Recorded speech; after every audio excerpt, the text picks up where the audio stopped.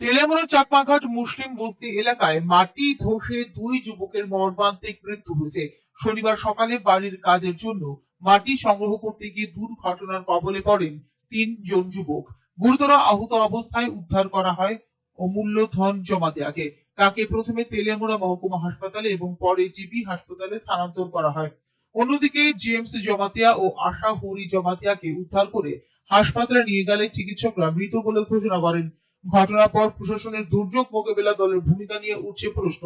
স্থানীয়দের অভিযোগ, দলটি ঘটনাস্থলে দেরিতে পৌঁছায় এবং উদ্ধার কাজে সক্রিয় ভূমিকা পালন করেনি, বরং অগ্নি নির্বাপক দপ্তর ও টিএসআর জওয়ানরাই উদ্ধার অভিযান পরিচালন করেছেন। যদিও মহকুমা প্রশাসনের দাবি জেসিবি মেশিনের জন্য অপেক্ষা করছিল দুর্যোগ মোকাবেলা দল, তবে এই ব্যাখ্যা ঘিরে শুরু হয়েছে বিতর্ক। ঘটনা তদন্ত ও দায় নির্ধারণের দাবি উঠেছে বিভিন্ন মহল থেকে। Bureau report, news update Tripura.